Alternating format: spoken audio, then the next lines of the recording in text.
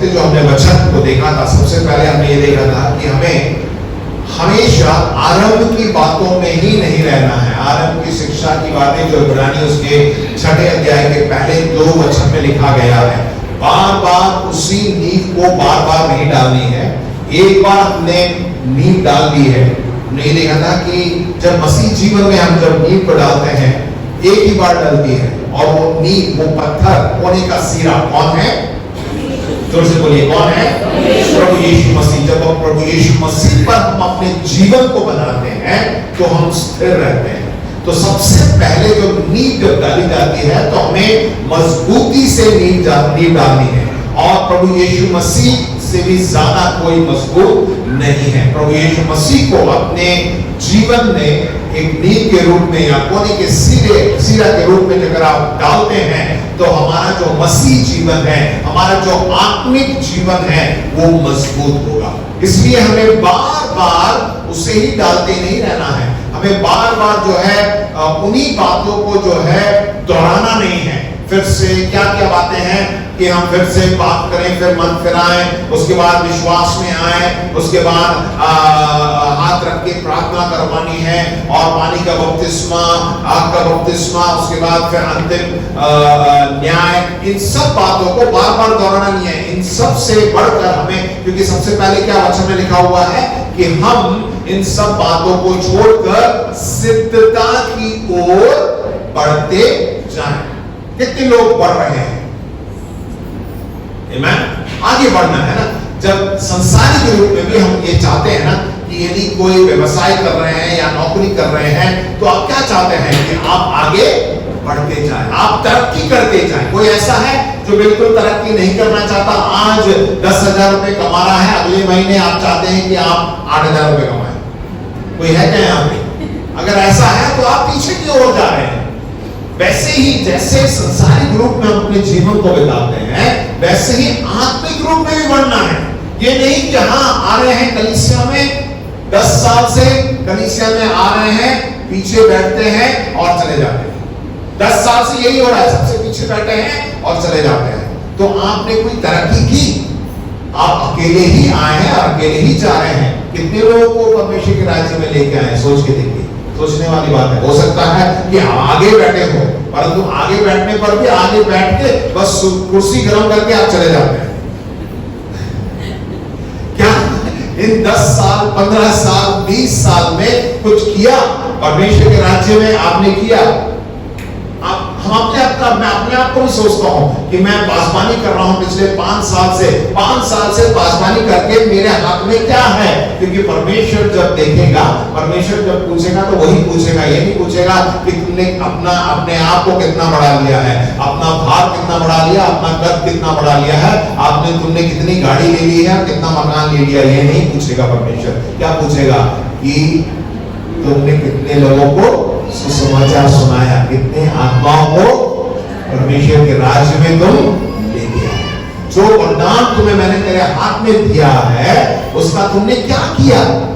उस मूर्ख व्यक्ति के समान जमीन में गाड़ के तो नहीं रख दिया, ये कह के कि प्रभु तू बहुत ही क्या है, क्या बोलता है वो, तू कठोर हृदय का है, तू आएगा तो जो मैंने दिया है तो वापस लेगा। इसलिए मैंने क्या डर के मारे मैंने उसको क्या कर दिया? जमीन में गाड़ के रख दिया। परंतु दूसरे लोगों ने क्या किया? उसका व्यापार किया और उसका दुगना कमाया और उसको वापस दिया। परमेश्वर ने उनको जो है प्रभु यीशु मसीह उस दृष्टांत में कहते हैं कि वो विश्वास योग्य दास कहता है। क्या हम क्या कर रहे हैं? बार बार हमें आरंभ की शिक्षा नहीं डालनी है, हमें आगे बढ़ते जाना है, आगे बढ़ते जाना है। जितना हम आगे बढ़ेंगे तब जो है आप एक अगुवे के रूप में जा सकते हैं। हर एक जन यहाँ पे जो बैठा हुआ है, हर एक जन क्या है? एक अगुवा है। मैं बोलिए मैं अगुवा हूं। यदि आप अगुवे हैं तो आपके पीछे कौन होने चाहिए?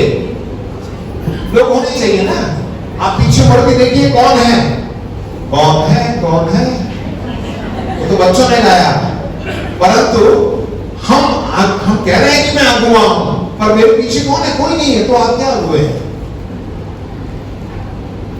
एक सेना है तो सेना का एक सेनापति होता है।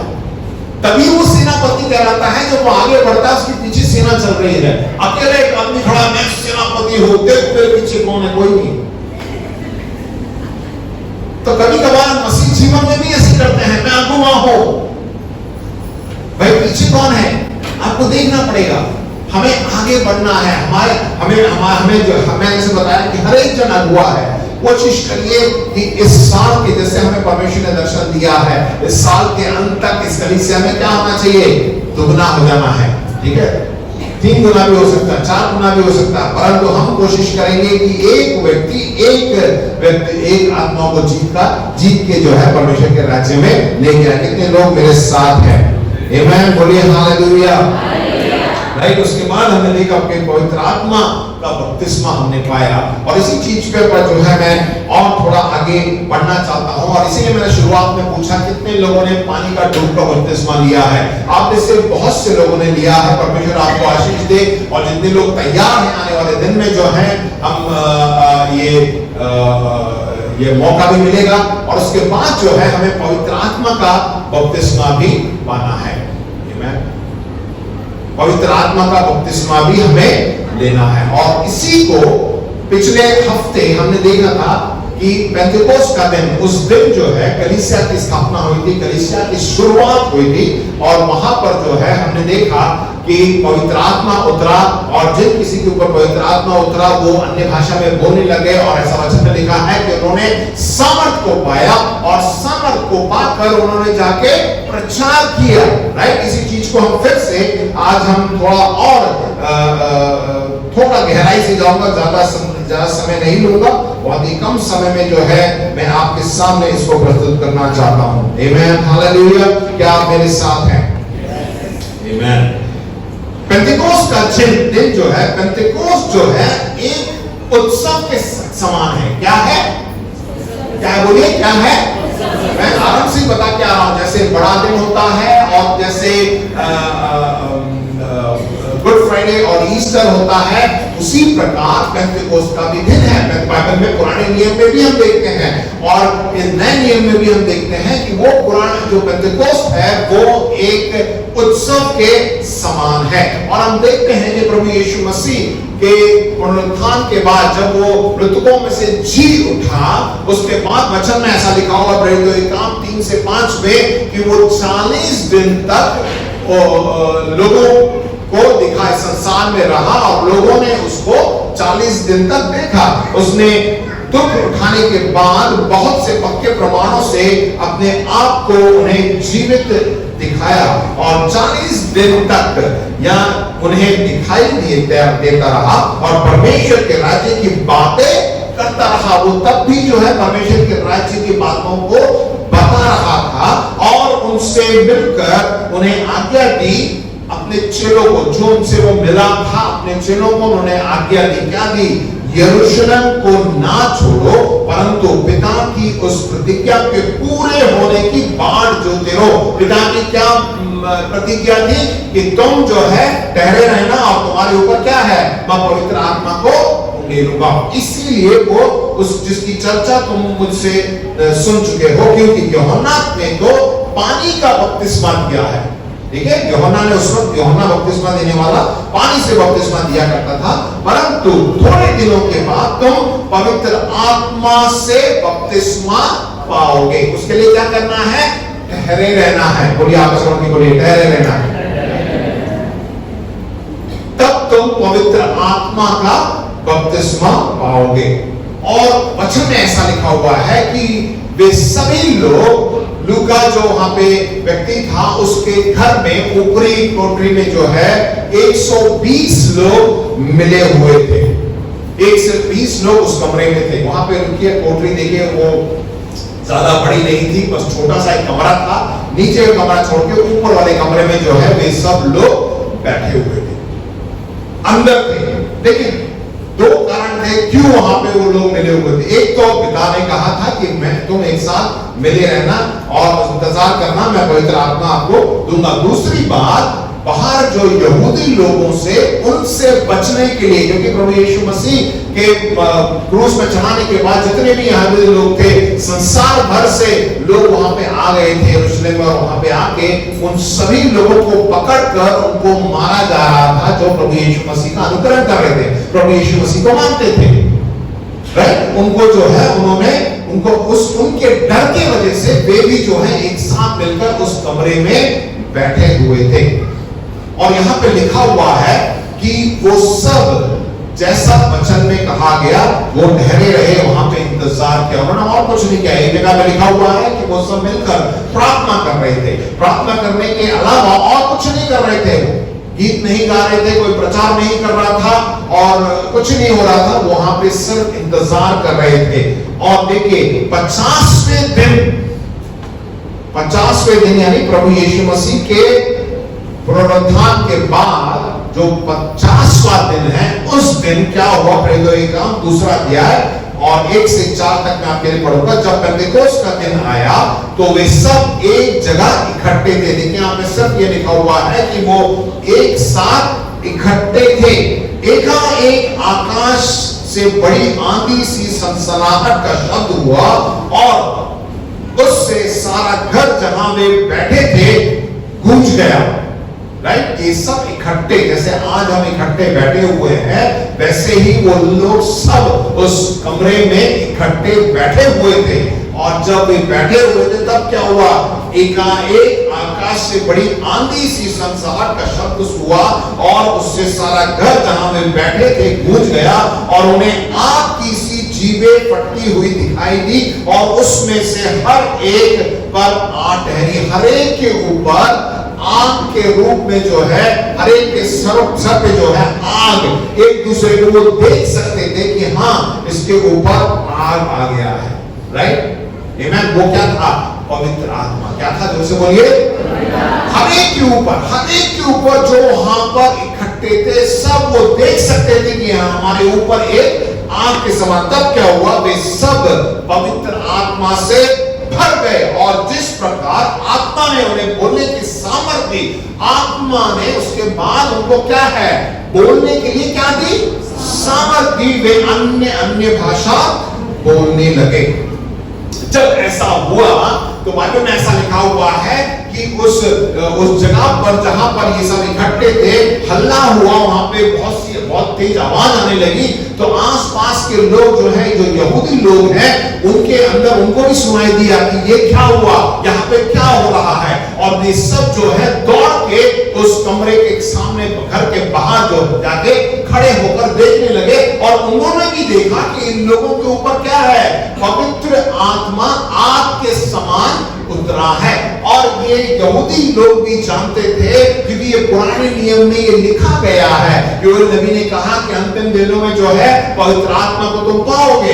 उन्हें भी मालूम था कि पवित्र आत्मा आने वाला है, परंतु उनको ऐसा लगा कि जो सुलेमान ने जो मंदिर बनाया है, वहां पे यरूशलेम में जो मंदिर है, उस मंदिर में पवित्र आत्मा उतरेगा। परंतु पवित्र आत्मा वहां नहीं उतरा। कहां पे उतरा? जहां पे 120 लोग इकट्ठे हुए थे। प्रभु यीशु मसीह के चेलों के ऊपर वो उतरा। तो वो भी बड़ा अचंभित हुए कि ऐसे कैसे हो सकता है कि वो तो उस मंदिर में उतरना चाहिए पर वहां नहीं उतरा। शायद परमेश्वर गलती से किसी और के घर में आ गया। हाँ प्रियो, परमेश्वर हमसे बहुत प्रेम करता है, वो गलती नहीं करता। वो जानता है कि कौन पवित्र आत्मा के किसके अंदर पवित्र आत्मा का भूख और प्यास है, कौन अपने वचन के, उसके वचन के अनुसार इंतजार कर रहा है। क्या प्रिय भाइयों बहनों, आज आप पवित्र आत्मा को चाहते हैं? पवित्र आत्मा के अभिषेक को चाहते हैं? बोलिए आमेन, हालेलुया, बोलिए हालेलुया।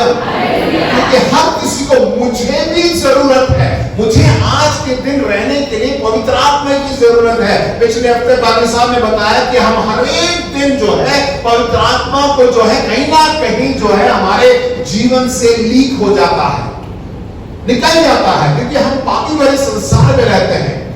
आप लोगों ने वो एक टीवी पे बहुत पहले एक ऐड आता था कि बच्चे जो है धूप में खेल रहे हैं, इसी समय में वो ऐड आया करता था गर्मियों में। तो एक पता नहीं कौन सा ड्रिंक था, Glucon D, right, Glucon D है। धूप में बच्चे मतलब बहुत ही थके मांदे आते हैं, ग्लूकॉन डी माना ना, ग्लूकॉन डी, तो वो ग्लूकॉन डी पिलाते तो क्या होता है, वो जो ग्लूकॉन डी का जो सामर्थ्य, जो शक्ति है बच्चों के अंदर आ जाती है और ताजगी आ जाती है, वो सामर्थ्य पाते हैं और खेलने लगते हैं, राइट।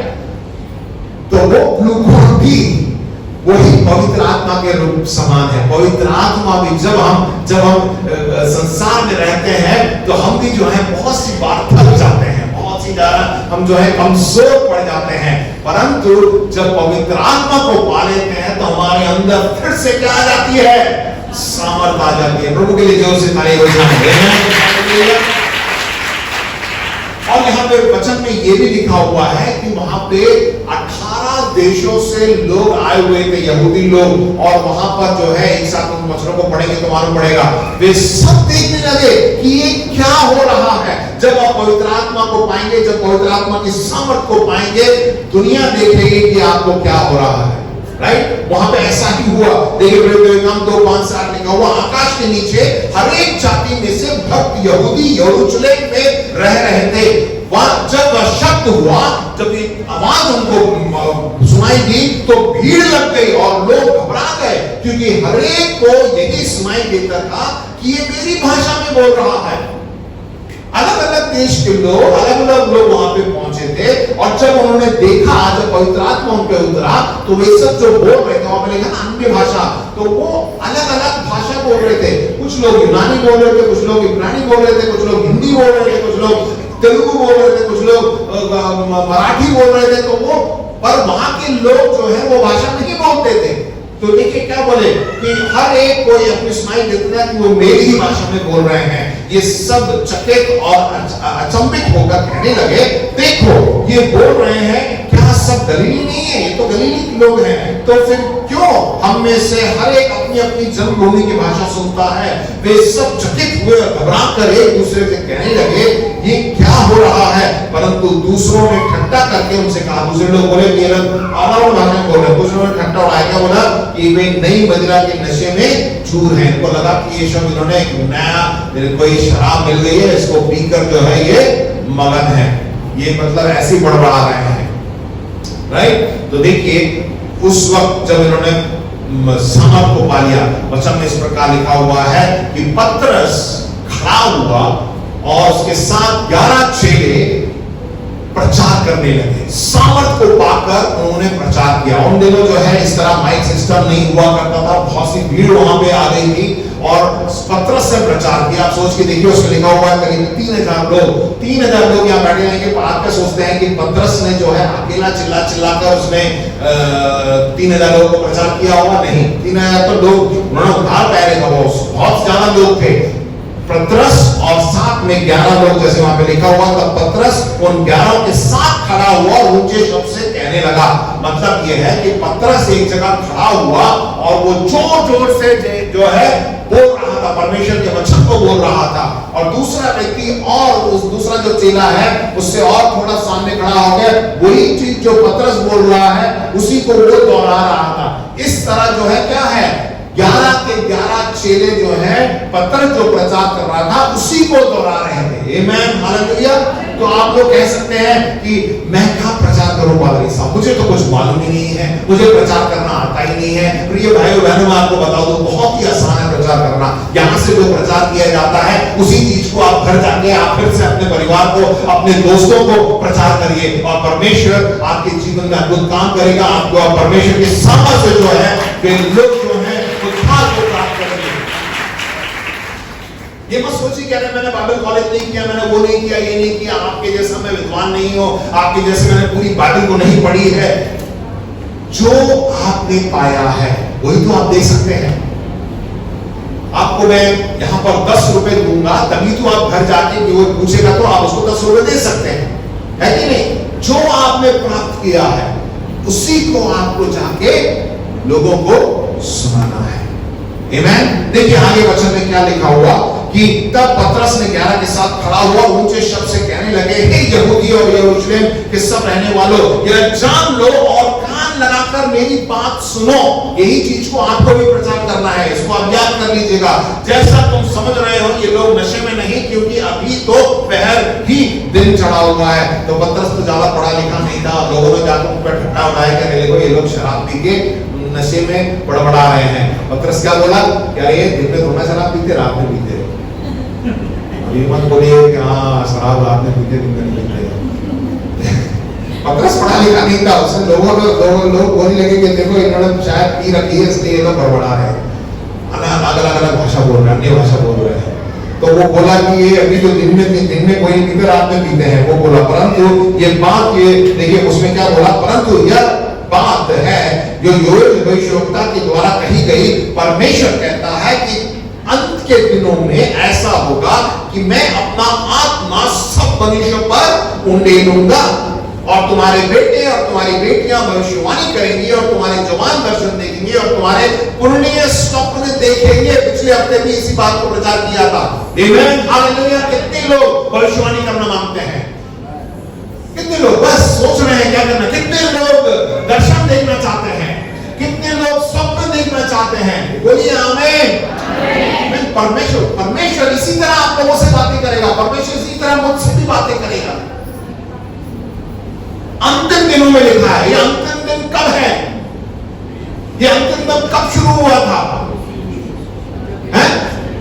बताइए, अंतिम दिन कब शुरू हुआ था? जब यीशु मसीह संसार में पैदा हुआ ना, उसी दिन अंतिम दिन शुरू हो गया था। मालूम है आपको? प्रभु यीशु मसीह 2022 साल पहले इस संसार में आए, उसी दिन से अंतिम दिन शुरू हो गया है। हम अंतिम दिन में ही है, और वचन क्या कहता है कि अंत के दिनों में ऐसा होगा कि मैं अपना आत्मा सब मनुष्यों पर उंडेलूंगा। कितने लोग तैयार हैं? आमीन, हालेलुया। मैंने बोला इसलिए पहले पूछ लिया मैंने, कितने लोग तैयार हैं? क्या आप उस आत्मा को पाना चाहते हैं? आमीन, प्रेज़ द लॉर्ड। ये अंतिम दिन है प्रिय भाइयों बहनों। ये मत सोचे कि और समय मिल जाएगा, मैं थोड़े दिन और संसारिक जीवन जीऊंगा, उसके बाद जो है मैं परमेश्वर की सेवा करूंगा। नहीं, ये अंतिम दिन है। परमेश्वर ने आपको बुलाया है, परमेश्वर ने जो है आपको चुन लिया है। यदि आप इस कलीसिया में हैं, आज यहाँ पे इस कमरे में अंदर बैठे हैं, तो परमेश्वर ने आपको चुना है एक मकसद के लिए। आमीन, हालेलुया। उसका जो उद्देश्य है, परमेश्वर का जो उद्देश्य आपके जीवन के लिए है, वो पूरा होगा। ये मत सोचिए कि आज मैं सिर्फ इस कलीसिया में, इस भवन में इसलिए आया हूं मुझे चंगाई मिल जाए, मुझे छुटकारा मिल जाए, मुझे पाप क्षमा मिल जाए। परंतु प्रिय भाई बहनों, उससे भी ज्यादा परमेश्वर ने आपको अपने कार्य में, अपने राज्य में कार्य करने के लिए बुलाया है। चाहे वो छोटा हो, जवान हो, बुजुर्ग हो, परमेश्वर का एक उद्देश्य आपके जीवन के लिए है। आमीन, विश्वास करते तो बोलिए आमीन, हालेलुया। पर प्रेरितों के काम 2:37-38 में लिखा है, तब सुनने वालों का हृदय छिद गए। ये लोग जो पतरस का जो संदेश उन्होंने सुना तो उनके हृदय छिद गए। तो हमें इस प्रकार प्रचार करना है, अपनी बातों को नहीं रखना है, परंतु क्या रखना है? परमेश्वर के वचन को देना है। लोगों के पास आप जाइए, चाय पीजिए, खाना वाना नाश्ता वास्ता करिए, परंतु परमेश्वर के वचन को बताइए। जब परमेश्वर के वचन को लोगों के बताएंगे तो उनका हृदय छिद जाएगा। और तब वे पतरस और शेष प्रेरितों से पूछने लगे, हे भाइयों, हम क्या करें? फिर पतरस ने बोला, क्या बोला? मन फिराओ और तुम में से हर एक अपने अपने पापों की क्षमा के लिए यीशु मसीह के नाम से बपतिस्मा लो, तो तुम पवित्र आत्मा का दान पाओगे। यही चीजें बस बहुत ही सरल है प्रचार करना। आप परमेश्वर के वचन में से आप लोगों को वचन बताइए, उसके बाद वो पूछेंगे हमें क्या करना होगा। तो आपको क्या करना है? मन फिराओ, अपने पापों से पश्चाताप करो, राइट, प्रभु यीशु मसीह को ग्रहण करो, और वो तुम्हें पवित्र आत्मा का दान देगा। आगे लिखा हुआ है, अतः जिन्होंने वचन ग्रहण किया उन्हें बपतिस्मा लिया, और उसी दिन 3000 मनुष्य के लगभग, ऐसा लिखा हुआ 3000 मनुष्य के लगभग, 3000 नहीं, उससे कुछ ज्यादा भी हो सकते हैं, राइट, उनमें मिल गए। वे प्रेरितों की शिक्षा पाने और संगति रखने और रोटी तोड़ने और प्रार्थना करने में लौटे रहे। मतलब इस प्रकार वे कलीसिया आने लगे, एक दूसरे के साथ संगति करने लगे। और जैसे हम हर महीने जो है शुरुआत में हम रोटी तोड़ते हैं, बटोरे से पीते हैं, यही उन्होंने शुरू किया और आज तक वो हम करते हुए आ रहे हैं। इसलिए मैंने बताया कि हमें इतना ही रहना नहीं रहना है। जब पहले प्रचार में पतरस ने जो पहला प्रचार किया था उसमें 3000 लोग कम से कम 3000 लोग उद्धार प्राप्त कर चुके। हम तो यहाँ पे कितने सालों से हम यहाँ पे आ रहे हैं और उसी जगह पे हम हैं। क्यों नहीं हो रहा? क्योंकि हम परमेश्वर के वचन को छोड़कर और सब प्रचार करते हैं, सब बातें बताते हैं, उससे बढ़ोतरी नहीं होगी। जब हम परमेश्वर के वचन को बताएंगे तब जो है वहां पे बढ़ोतरी होगी। मैं आपको एक उदाहरण देना चाहता हूं, आप मेरे साथ हैं? कितने लोग सो रहे हैं? जब से बोलिए हालेलुया। जग जाइएगा, जग जाइए। बहुत ही छोटा संदेश है और एक उदाहरण के लिए मैं बताना चाहता हूं कि कलीसिया में एक व्यक्ति था और कलीसिया लगातार आया करता था। हो सकता है आप में से भी ऐसे ही हो, लगातार, मतलब पूरा समर्पण था कलीसिया में। पेट भी लेके आता था, विश्वास भी लेके आता था और सब सभाओं में वो भाग भी लेता था और ज्यादा कुछ लोगों से मुलाकात नहीं करता था, ज्यादा लोगों के साथ बातें नहीं करता था, प्रार्थना भी नहीं करता था। कलीसिया में प्रार्थना के लिए अगर जब समय दिया ना तो प्रार्थना भी नहीं किया करता था। एक दिन क्या हुआ, विशेष सभा हुई और उस कलीसिया में विशेष सभा होते वक्त और वहां पे एक प्रचारक आए थे और उन प्रचारक ने जो है पहले ही बोल दिया कि मैं प्रचार करूंगा, समय को मत देखिएगा, अगर आपने समय को देखा तो मैं और ज्यादा प्रचार करूंगा और समय प्रचार करूंगा। तो वो बेचारा डर गया, मैं उसने समय भी नहीं देखा और वो प्रचार करते गए, उन्होंने ज्यादा समय ले लिया और रात का समय था, उसे बहुत दूर जाना था और इस तरह जो है जब सभा समाप्त हुई, जैसे ही समाप्त हुआ ये बड़ा गुस्से में था कि कब ये पादरी साहब ये प्रचारक जो है अपना संदेश खत्म करेंगे और मैं जल्दी निकलूं, क्योंकि बीच में उठ के जाएगा तो प्रचारक काट देगा। इसलिए डर के मारे वो बैठा हुआ था, गुस्सा भी था, डर भी था। आप ऐसे कुछ लोग अभी ऐसे बैठे हैं ना, ये पादरी साहब कब खत्म करेंगे, कब मैं जाऊं, तो वो डर के मारे और बड़े गुस्से में बैठा हुआ था और जैसी सभा खत्म हुई वो किसी से नहीं मिला, दौड़ के गया और चौराहे पे जाके देखा तो उसकी आखिरी बस जो थी छूट गई। उसको और गुस्सा आया, अरे यार मेरे को इतनी दूर जाना है, आखिरी बस भी छूट गई है, अब मैं क्या करूं? सुनसान रास्ता था, अब जाना तो था ही, अगले दिन उसको नौकरी करनी है, तो वो पैदल ही चल दिया और पैदल चलते गया, थोड़े दिन तक आगे गया तो अचानक मौसम बदल गया, बारिश होने लगी, बड़ी तेज बारिश हुई तो वो और घबरा गया क्योंकि वो रास्ता कितना खराब था। वहां पे रात में सांप कुत्ते बहुत ज्यादा चलते थे, अंधेरा था, लाइट भी नहीं थी, तो ये डर गया और उसने उधर इधर देखा तो उसको एक लाइट, कहीं से छोटी सी लाइट दिखाई पड़ी और दौड़ के गया क्योंकि बारिश हो रही थी और दौड़ के गया और उस लाइट के पास जाके वो जो थोड़ा छत सा था तो वहां जाके थोड़ी देर खड़ा हो गया और उसके बाद वो प्रार्थना करने लगा। मैंने बताया ना शुरुआत में ज्यादा प्रार्थना नहीं करता था, कलीसिया में प्रार्थना नहीं करता था, परंतु उसने उद्धार को प्राप्त किया था, परमेश्वर से उसके अंदर था। उस वक्त अंधेरे में जो है वहां जाके प्रभु का धन्यवाद किया और प्रार्थना करता था, प्रभु कि जल्दी से इस बरसात पूरा हो, जो भी प्रार्थना कर रहा था। इतने में एक व्यक्ति उधर से दौड़ा आया बड़ी तेजी से, छाता लेके दौड़ के आया और उसने बोला कहाँ है, किस लिए खड़ा है यहाँ पे? अरे भाई साहब क्या हो गया? अरे तू यहाँ खड़ा किस लिए है, जल्दी यहाँ से निकल।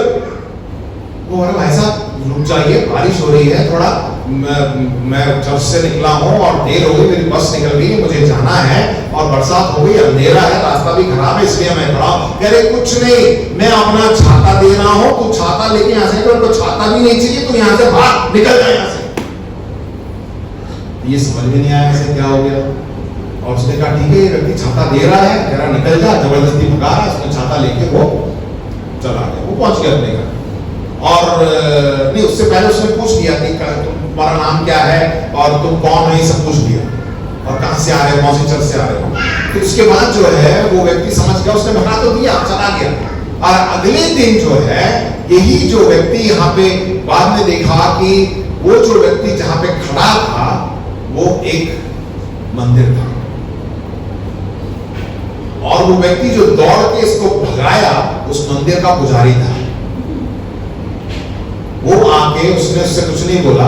अगले दिन उसने जब वहां पे उसी गांव में एक बुजुर्ग स्त्री थी जो कि चर्च जाया करती थी, वो इसी चर्च जाया करती थी, उससे जाके बोला कि कल जो है यहाँ पे एक व्यक्ति खड़ा था और एक व्यक्ति जो है और मैं इस जगह मंदिर पे खड़ा था और वो प्रार्थना कर रहा था।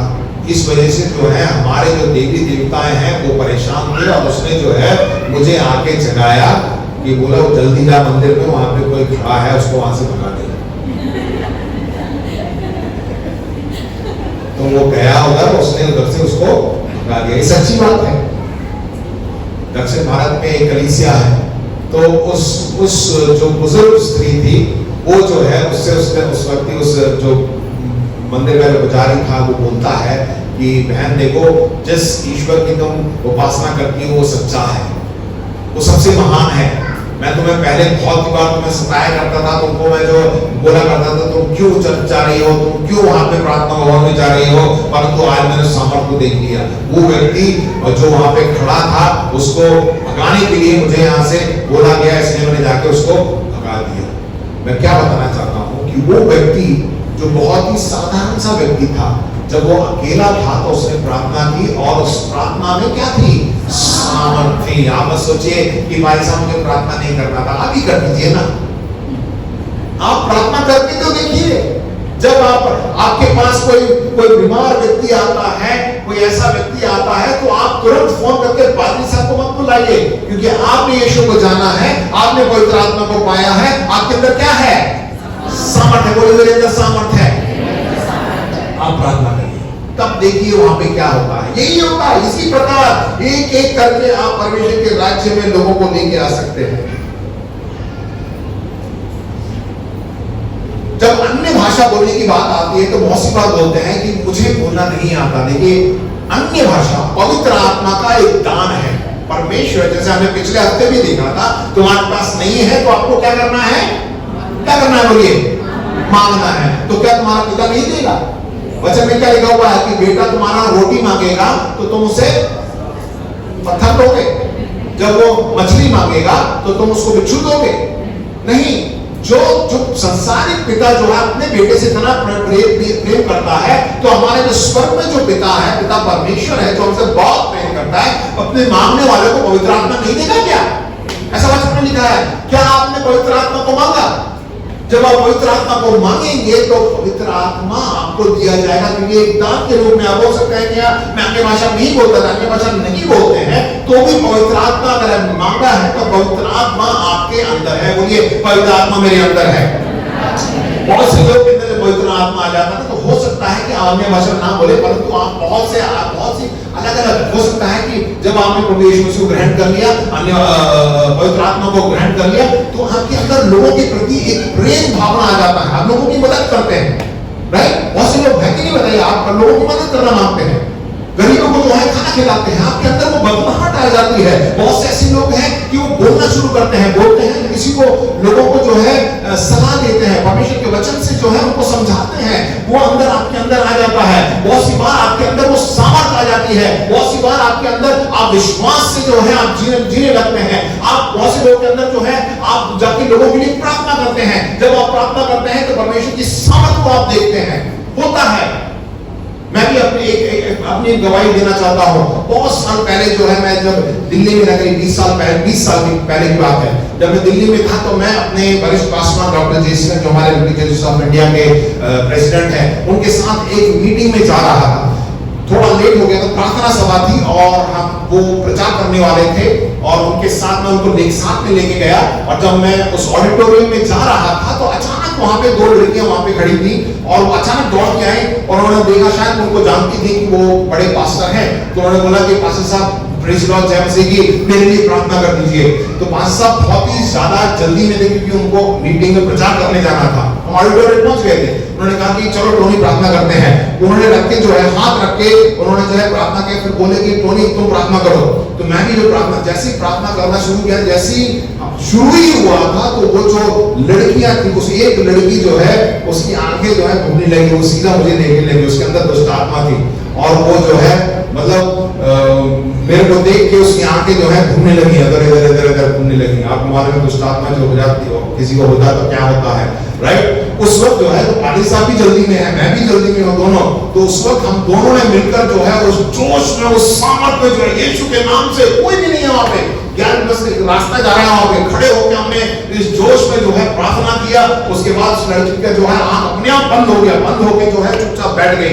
हमने बोला यीशु के नाम में आमीन बोल के हम निकल गए। जब हम निकले तो पादरी साहब तो जा ही रहे हैं, पीछे से मैं भी सीना तानते हुए गया कि हाँ दुष्ट आत्मा को भगा लिया मैंने आज, क्योंकि वो सामग्री उससे पहले जो है मैंने कभी इस तरह का काम नहीं किया। हाँ किसी के लिए प्रार्थना तो जरूर किया है, परंतु जल्दीबाजी में कोई ऐसा बीच में शैतान आ जाए और आके आपको रोकने की कोशिश करे तो आपके अंदर में जो, क्योंकि साथ में 5 साल भी खड़े थे तो डर तो लगा ही नहीं। मैंने कहा क्या होगा देखा जाएगा, राइट।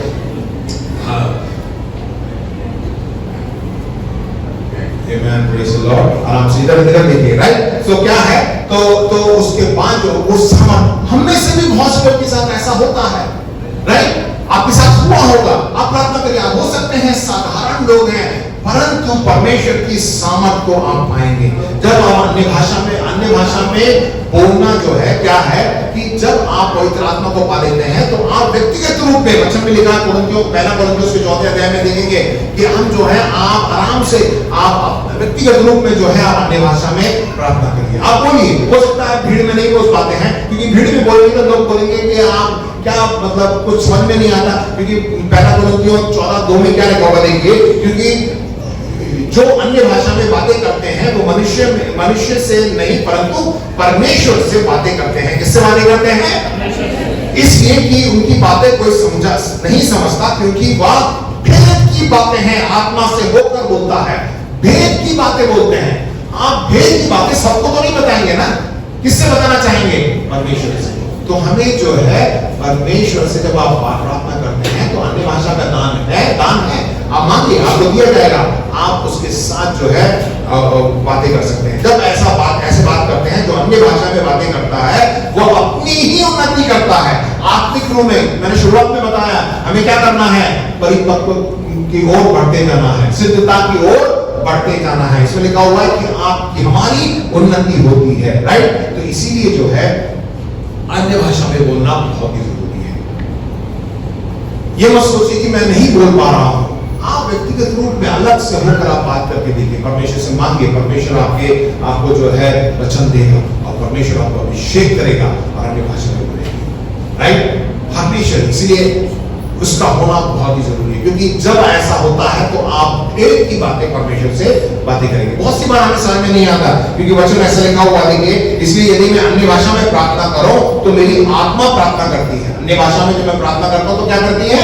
मेरी आत्मा प्रार्थना करती है, परंतु बुद्धि काम नहीं करती, राइट। और जब तथा क्या करना चाहिए? मैं आत्मा से भी प्रार्थना करूंगा और बुद्धि से भी प्रार्थना करूंगा। मैं आत्मा से भी गाऊंगा और बुद्धि से भी गाऊंगा। दोनों का होना बहुत ही जरूरी है, क्योंकि जब हम बुद्धि से बोलते हैं ना तो आपस में जो खड़ा है वो भी सुनेगा कि मैंने आपके लिए क्या प्रार्थना किया है, तो क्या बोलेगा? आमीन बोलेगा। अगर आप उस वक्त अन्य भाषा में बोलेंगे तो उस व्यक्ति को कुछ समझ में नहीं आएगा, तो वो आपके साथ ही नहीं है।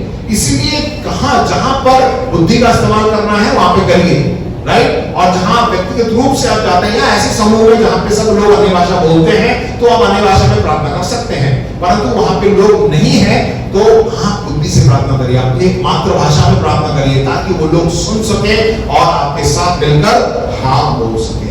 आमीन। और जब हम पवित्र आत्मा का दान प्राप्त कर लेते हैं तो बहुत ही महत्वपूर्ण बात यह है कि हम अपने चरित्र का भी ध्यान रखें। बहुत सी बार अन्य भाषा तो बोलते हैं, वचन का भी प्रचार करते हैं, परंतु हमारा चरित्र बहुत बुरा होता है। हमारे मुंह से बहुत सी गंदी बातें निकल जाती हैं। हमारा जो जीवन जो संसार में है वो एकदम अलग होता है, तो वो गवाही नहीं होता। यहाँ पर खड़े होके मैं चाहे कुछ भी प्रचार करूं, परंतु मैं बाहर जब संसार में रहता हूं तो मेरा जीवन कैसा है, मैं लोगों के साथ कैसे व्यतीत करता हूं, व्यवहार मेरा। इसलिए पिछले हफ्ते ही बताया था, पास्टर साहब ने वचन में लिखा हुआ है कि तुम इस संसार के सदृश, हम संसार के तो हैं परंतु संसार के नहीं है। याद रखिए, पवित्र आत्मा हमारे ऊपर है, वो आग हमारे ऊपर जल रही है, लोग देख सकते हैं। और उस वक्त आपने एक गलत काम कर दिया तो पूरा आग जो है बुझ जाएगा। लोग कहेंगे ये व्यक्ति तो ऐसा है। इसीलिए इसलिए अपने चरित्र का भी ध्यान रखिए। चरित्र कब सुधरेगा? जब परमेश्वर के वचन को पढ़ेंगे। जितना आप परमेश्वर के वचन को पढ़ेंगे उतना आपका मन नया होता जाएगा। परमेश्वर आपको बुलाता है तो आपको वो बदल नहीं देता है। विश्वास करते हैं? बोलिए, परमेश्वर मुझे बुलाता है तो वो मुझे बदल नहीं देता है। परमेश्वर पवित्र आत्मा एक दान के रूप में। आइए हम सब खड़े हो जाए।